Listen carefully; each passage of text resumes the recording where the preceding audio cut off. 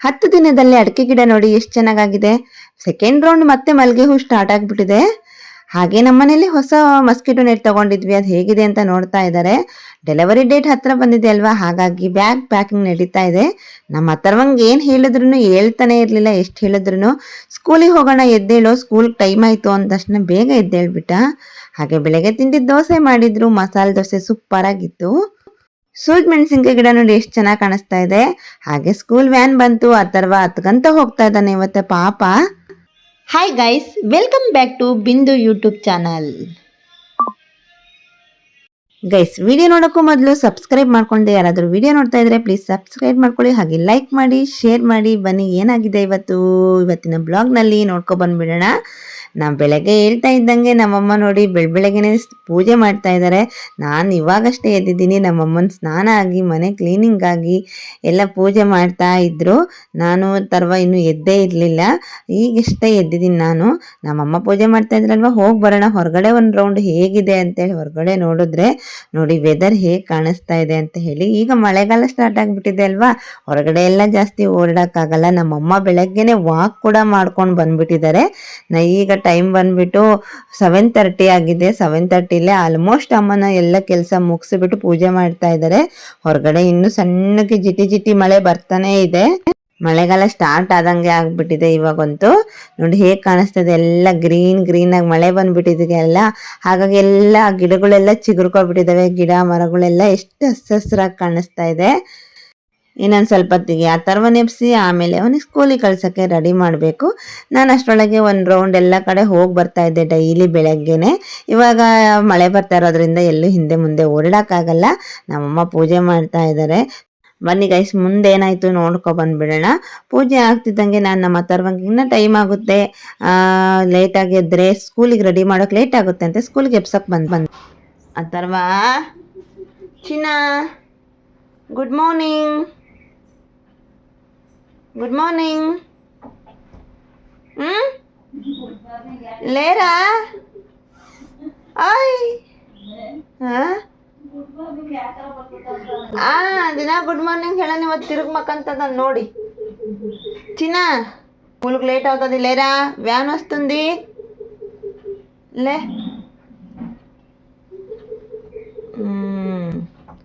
Good ಬಾಯ್. ಎದ್ದೇಳು ಕೊಂದ, ಎದ್ದೇಳು. ಕಂಡುಬಿಡ್ತು. ಎದ್ದೇಳಪ್ಪೆ. ಗುಡ್ ಬಾಯ್ ಚಿನ್ನ, ಅದು ಬಂಗಾರ. ಹೇಳ್ತಿದ್ದಂಗೆ ಎದ್ದೇಳ್ತಿತ್ತು. ಅಯ್ಯಯ್ಯಪ್ಪ, ಈ ಥರನ ಎದ್ದೇಳೋದು ಚಿನ್ನ.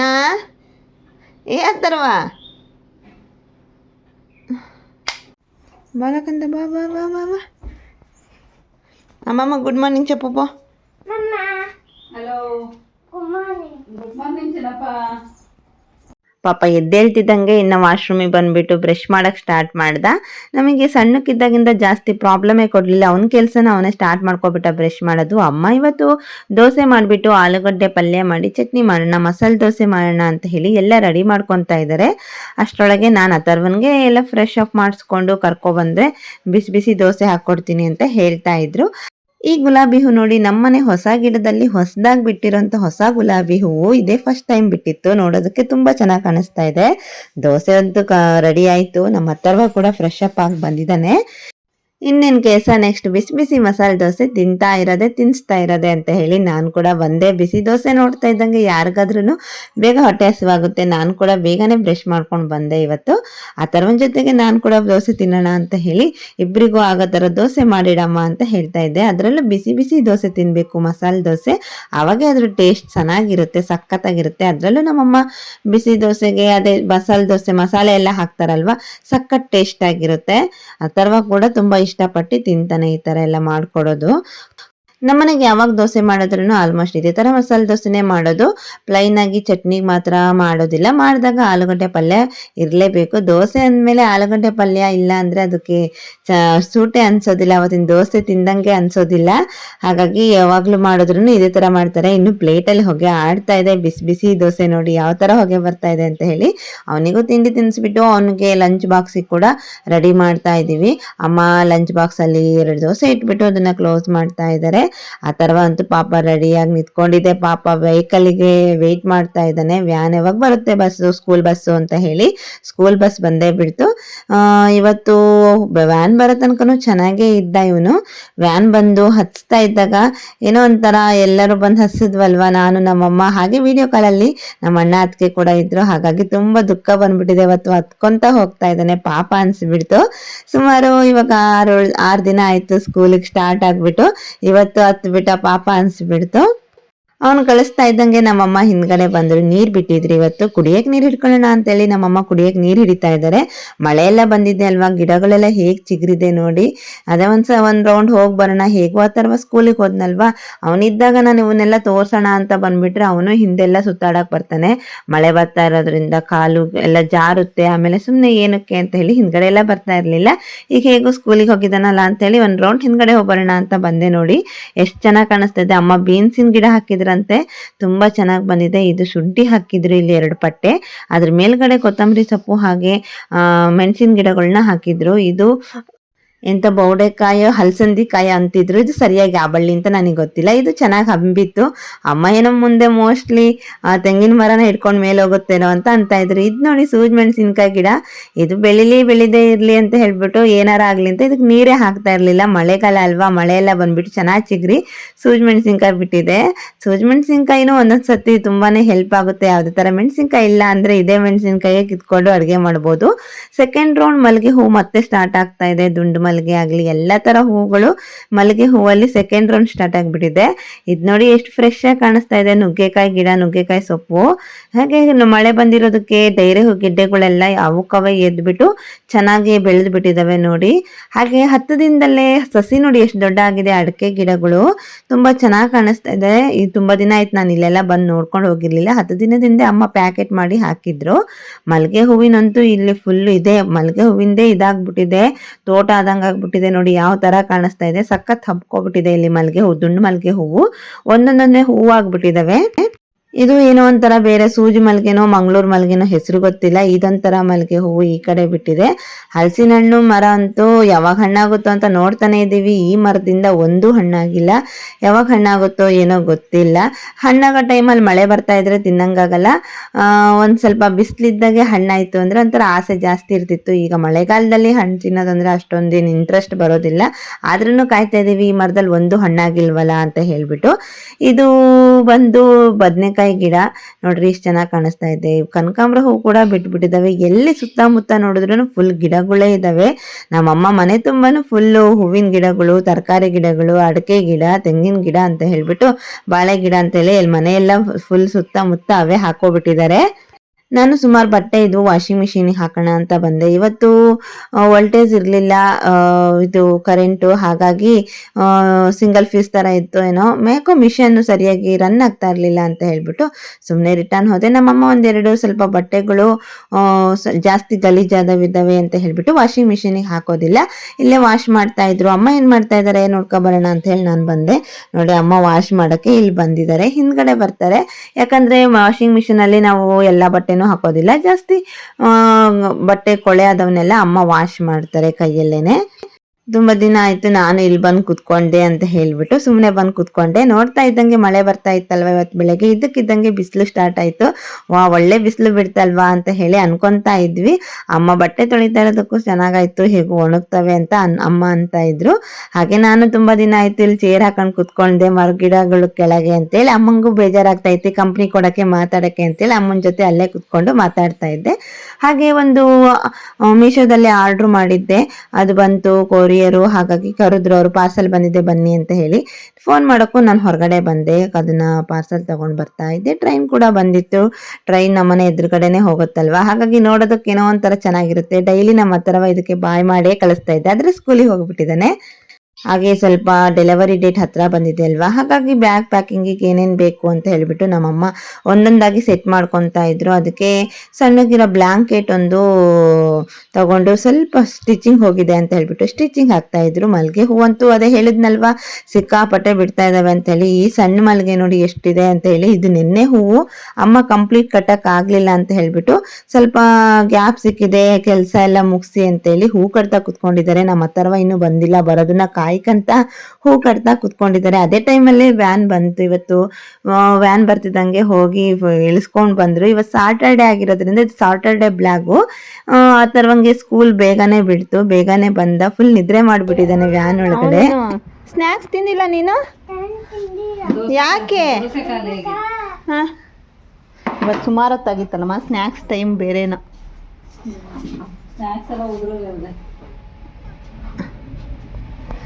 ಸಣ್ಣ ಬಾಕ್ಸಲ್ಲಿ ಇಟ್ಟಿದ್ನಲ್ಲ ಸ್ನ್ಯಾಕ್ಸ್, ನೋಡ್ರಿ ಹೋಗ್ತದೆ ಬಸ್. ಮತ್ತೆ ಬಸ್ಸಲ್ಲೆಲ್ಲ ನಿದ್ದೆ ಮಾಡ್ಕೊಬಂದು ಇವಾಗ ನಿಧಾನಕ್ಕೆ ಆ್ಯಕ್ಟಿವ್ ಆಗ್ತಾ ಇದ್ದಾನೆ. ಹಾಗೆ ಪಾಪ್ಕಾರ್ನ್ ಮಾಡಿಕೊಟ್ಟಿದ್ವಿ ಇವತ್ತು ಸ್ಕೂಲಿಗೆ, ಅದನ್ನೇನು ತಿಂದಿರಲಿಲ್ಲ. ಅವನು ಅಲ್ಪ ಸ್ವಲ್ಪ ತಿನ್ಕೊಂಡು ಬಂದಿದ್ದೆ. ಸಾಟರ್ಡೆ ಅಲ್ವಾ, ಬೇಗನೆ ಬಿಟ್ಟಿರೋದ್ರಿಂದ ಈ ಥರದ್ದೆಲ್ಲ ಅವನಿಗೆ ತಿಂದಿಲ್ಲ ಅವನು. ಹಾಗೆ ಮನೇಲಿ ಬಂದು ನೋಡಿ ಆಟ ಆಡ್ಕೊಂಡು ತಿಂತಾ ಇದ್ದಾನೆ. ಹಾಗೆ ಆ್ಯಕ್ಟಿವ್ ಆಗ್ತಾ ಇದ್ದಾನೆ. ಇನ್ಮೇಲಂತೂ ಅವ್ನು ಹಿಡಿಯೋಕ್ಕೆ ಆಗಲ್ಲ, ಸಿಕ್ಕಾಪಟ್ಟೆ ಟಯರ್ಡ್ ಆಗಿ ಹೋಗ್ತೀವಿ ಅವ್ನು ಹಿಡಿಯೋಷ್ಟೊತ್ತಿಗೆ. ನಮ್ಮಮ್ಮ ಹೇಳಿದ್ನಲ್ವ, ಡೆಲಿವರಿ ಡೇಟ್ ಹತ್ರ ಬಂದಿರೋದ್ರಿಂದ ಏನೇನು ಬಟ್ಟೆಗಳು ಬೇಕಾಗುತ್ತೋ ಪಾಪುಗೆ, ಮಗುಗೆ, ನನಗೆ ಅಂತ ಹೇಳ್ಬಿಟ್ಟು ಎಲ್ಲ ಪ್ಯಾಕಿಂಗ್ ಮಾಡ್ತಾ ಇದ್ದಾರೆ.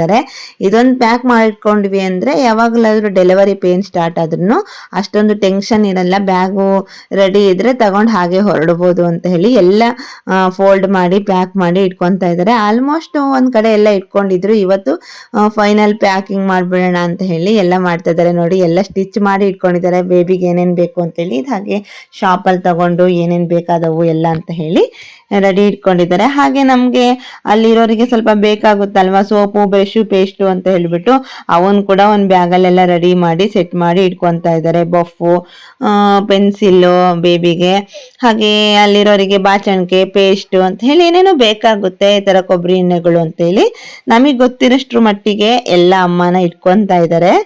ಇವೆಲ್ಲ ರೆಡಿ ಇಟ್ಕೊಂಡ್ಬಿಟ್ರೆ ಆಮೇಲೆ ಟೆನ್ಷನ್ ಇರೋದಿಲ್ಲ, ಏನೇನು ಬೇಕಾಗುತ್ತೋ ಅವನ್ನ ಅಂತ ಹೇಳ್ಬಿಟ್ಟು ಪ್ಯಾಕಿಂಗ್ ಎಲ್ಲ ರೆಡಿ ಮಾಡಿಟ್ರು. ಆ ಥರವನ್ನು ನಮ್ಮಮ್ಮನೂ ಹಾಗೆ ಹೊರಗಡೆ ಎಲ್ಲ ಹೋಗಿ ಬರ್ತೀವಿ ಪಕ್ಕದ ಮನೆಗೆ ಅಂತ ಹೇಳಿ ಹೊರಟಿದ್ರು. ನಮ್ಮ ಅಥರ್ವನ್ ಬಿಟ್ಟು ಹೋಗೋದು ಹೌದಾ, ಹಾಗಾಗಿ ಅಮ್ಮ ಅಥರ್ವನ್ ಕರ್ಕೊಂಡು ಹೋಗಿಲ್ಲ ಅಂದ್ರೆ ಅವನು ಕುಣಿದಾಡ್ಬಿಡ್ತಾನೆ, ನಾನು ಬರ್ತೀನಿ ಅಂತ ಹೇಳಿ. ಹಾಗಾಗಿ ಹೋಗ್ತಾರೆ ಇಬ್ರು. ಮುಖ ಎಲ್ಲ ಸ್ವಲ್ಪ ನಿದ್ದೆ ಮಾಡಿದ್ದಂಗಾಗಿದೆ, ಸ್ವಲ್ಪ ನೀರು ಹಾಕಿ ತೊಳಿತೀನಿ ಬಾರೋ ಅಂತೇಳಿ ಫೇಸ್ ವಾಶ್ ಮಾಡ್ತಾ ಇದ್ದಾರೆ ನಮ್ಮಮ್ಮ. ಫೇಸ್ ವಾಶ್ ಮಾಡ್ಕೊಂಡು ಹೊರಟ್ರು. ಇನ್ನೇನಿಲ್ಲ, ಅವನಿಗೆ ಹೊರಗಡೆ ಕರ್ಕೊಂಡು ಹೋಗ್ತಾರೆ ಅಂದ್ರೆ ಸಾಕು, ಫುಲ್ ಖುಷಿ ಆಗ್ಬಿಡ್ತಾನೆ. ಹೊರಟ ನೋಡಿ ಹೇಗ್ ಹೋಗ್ತಾ ಇದ್ದಾನೆ ಅಂತ ಹೇಳಿ. ಹೋಗ್ಬೇಕಾದ್ರೆ ಖುಷಿಯಾಗಿ ಹೋಗ್ತಾನೆ. ಅಲ್ಲಿ ಹೋಗಿ ವಾಪಸ್ ಬರೋಷ್ಟೊತ್ತಿಗೆ ಅವ್ನು ಹಿಡ್ಕೊಂಡು ಬರೋಷ್ಟೊತ್ತಿಗೆ ಸಾಕಾಗಿ ಹೋಗುತ್ತೆ. ಹಂಗೆ ಹೋದ್ಮೇಲೆ ಹಂಗೆ ಅವ್ರ ಕೆಲಸ ಮುಗಿಸ್ಕೊಂಡು ಬರ್ಬೇಕಾದ್ರೆ ಎಲ್ಲ ಬೇರೆ ಏನೋ ನೆನಪಾಗ್ಬಿಟ್ಟಿದೆ ಅವನಿಗೆ. ರಿಟರ್ನ್ ಬರ್ತಾ ಇದ್ದಂಗೆ ಅಂಗಡಿಗಳು, ಶಾಪ್ಗಳು ಏನೋ ನೆನ್ಪು ಮಾಡ್ಕೊಂಡಿದ್ದಾನೆ, ಎಲ್ಲೂ ಹೋಗಿಲ್ಲ. ಈಗ ಬಂದ್ರು ವಾಪಸ್ಸು, ನನಗೆ ಅದು ಬೇಕಿತ್ತು, ಇದು ಬೇಕಾಗಿತ್ತು ಅಂತ ಹೇಳಿ ಸ್ಟಾರ್ಟ್ ಆಯ್ತು ನೋಡಿ. ಅವನು ಮನೆ ಒಳಗೆ ಬರಲ್ಲ ಅಂತ ಹೇಳ್ಬಿಟ್ಟು ಹಠ ಮಾಡ್ತಾ ಇದ್ದಾನೆ. ಇಲ್ಲಿಂದಾನೆ ಹತ್ಕೊಂತಾನೆ ಬರ್ತಾ ಇದ್ದಾನೆ, ನನಗೆ ಏನೋ ಕೊಡ್ಸಿ, ಅದು ಕೊಡ್ಸಿ, ಇದು ಕೊಡ್ಸಿ ಅಂತ ಹೇಳ್ಬಿಟ್ಟು. ಏನೋ ಅವನು ಹೊರಗಡೆ ಹೋಗೋ ತನಕ ಚೆನ್ನಾಗಿರ್ತಾನೆ, ವಾಪಸ್ ಬಂದ್ಮೇಲೆ ಯಾವಾಗ್ಲೂ ಹೀಗೆ ಮಾಡ್ತಾನಲ್ವಾ. ಹಾಗಾಗಿ ಅವ್ನು ನೋಡಿ ನೋಡಿ ನಮಗೂ ಅಭ್ಯಾಸ ಆಗ್ಬಿಟ್ಟಿದೆ. ಆಮೇಲೆ ಸ್ವಲ್ಪ ಹೊತ್ತಿಗೆ ಅವನೇ ಸೆಟ್ ಆಗ್ತಾನೆ. ಹಾಗೆ ಸ್ವಲ್ಪ ಮಲ್ಲಿಗೆ ಹೂಗಳೆಲ್ಲ ಹಾಗೆ ಇದ್ವು, ಇವತ್ತಿನ ಹೂಗಳು ಕಿತ್ತಿಲ್ಲ ಅಂತ ಹೇಳಿ ನಮ್ಮಮ್ಮ ಹೂ ಕೀಳ್ಬೇಕು ಅಂತ ಹೇಳ್ತಾ ಇದ್ರು. ಅವನಿಗೆ ಜಾಸ್ತಿ ಹೊತ್ತು ಬೇಡ, ಏನೇ ಸಿಟ್ಟು ಬಂದ್ರು, ಎಷ್ಟೇ ಅಳು ಬಂದ್ರು ಬೇಗನೆ ಸಮಾಧಾನ ಮಾಡಿಬಿಡ್ಬೋದು. ಹೇಗಾಗಿ ಮತ್ತೆ ಒಳಗಡೆ ಹೋಗ್ಬಿಟ್ಟು ಇನ್ನು ಮಲ್ಲಿಗೆ ಹೂ ಕೀಳಕ್ಕೆ ಬರ್ತೀನಿ ಅಂತ ಹೇಳಿ ಅಮ್ಮ ಒಳಗೆ ಹೋಗ್ತಾ ಇದ್ದಾರೆ. ಇವನು ಅಷ್ಟೇನೆ ಅಮ್ಮನ ಜೊತೆ ಬಾಲದ ಥರ ಹೂ ಕೀಳಕ್ಕೆ ಹೋದ್ರೂ ಹೋಗ್ಬೇಕು. ಇವನೇನೆ ಹೆಲ್ಪ್ ಮಾಡೋದು ನಮ್ಮಮ್ಮಂಗೆ ಇಂಥ ಕೆಲಸಕ್ಕೆಲ್ಲ. ನೋಡಿ ಹೂ ಕೀಳ್ತಾ ಇದ್ದಾರೆ ಅಮ್ಮ. ಇವನ್ ಅಥರ್ವ ಅಮ್ಮನ ಜೊತೆಗೆ ಇದ್ದಾರೆ. ಇಲ್ಲ ಅಂದ್ರೆ ಕವರ್ ಆದ್ರೂ ಇಟ್ಕೊಂಡು ನಿಂತ್ಕೊಂತಾನೆ, ಇಲ್ಲಾಂದ್ರೆ ಹೂವಾರು ನಾನು ಕೀಳ್ತೀನಿ ಅಂತ ಹೇಳಿ ಕುತ್ಕೊಂತಾನೆ. ಇವತ್ ನಾನು ಇರೋದಕ್ಕೆ ನನ್ನ ಜೊತೆ ತೀಟೆ ಮಾಡ್ಕೊಂತ ಅಮ್ಮನ ಜೊತೆ ಹೋಗಿಲ್ಲ ಜಾಸ್ತಿ. ಅಮ್ಮ ಹೂ ಕೀಳ್ತಾ ಇದ್ದಾರೆ, ಅವ್ನು ನನ್ನ ಜೊತೆ ಮಾತಾಡ್ತಾ ಏನೋ ಒಂದು ಮಾಡ್ತಾ ಕುತ್ಕೊಂಡಿದ್ದಾನೆ ನೋಡಿ. ಸಣ್ಣ ಮಲ್ಲಿಗೆ ಹೂವು ನೋಡೋದಕ್ಕೆ ತುಂಬಾ ಚೆನ್ನಾಗಿ ಕಾಣಿಸುತ್ತೆ. ಅವಾಗಲೇ ತೋರ್ಸದ್ನಲ್ವಾ, ಅದೇ ಮಲ್ಲಿಗೆ ಹೂವು. ಇನ್ನು ಇವನ ಆಟ ಸ್ಟಾರ್ಟ್ ಆಯ್ತು. ಇನ್ನು ನನ್ನ ಜೊತೆ ಏನೇನೋ ಮಾಡ್ತಾ ಇದ್ದಾನೆ. ನಾನು ಒಂದು ಕೋಲ್ ಇಟ್ಕೊಂಡು ಕುತ್ಕೊಂಡಿದ್ದೆ, ಅವ್ನು ಜಾಸ್ತಿ ತೀಟೆ ಮಾಡಿದ್ರೆ ಹೊಡೆಯೋಣ ಅಂತ. ಹಿಂದ್ಕಡೆಯಿಂದ ಬಂದು ತೆಗೆದು ಬಿಸಾಡ್ಬಿಟ್ಟ. ಹಾಗೆ ಇವತ್ತು 1 2 3 ಬರ್ಸೋಣ ಅಂತ ಬರೆಸ್ತಾ ಇದ್ದೆ. ಜಾಸ್ತಿ ಇಂಟ್ರೆಸ್ಟ್ ಇರ್ಲಿಲ್ಲ ಅವನಿಗೆ, ಬರ್ದು ಕುಣಿತಾ ಇದ್ದ ನೋಡಿ. ಫುಲ್ ಸರಿಯಾಗಿ ಕುತ್ಕೊಂಡು ಬರೀಲಿಲ್ಲ. ಆಮೇಲೆ ಏನೋ ಹೇಳ್ದೆ ಅಂತ ಹೇಳ್ಬಿಟ್ಟು ನನ್ನ ಜೊತೆಗೆ ಫೈಟಿಂಗಿಗೆ ಬಂದ್ಬಿಟ್ಟಿದ್ದಾನೆ. ಮಾತಾಡ್ತಾ ಹೇಗ್ ಜೋರ್ ಮಾಡ್ತಾ ಇದ್ದಾನೆ ನೋಡಿ ನನ್ನನ್ನೇ. ఏనా అంటాను పో, నాతో మాట్లాడొద్దు. నీకు ఆమె కూడా పెట్టాను నేను ఇప్పుడు పో.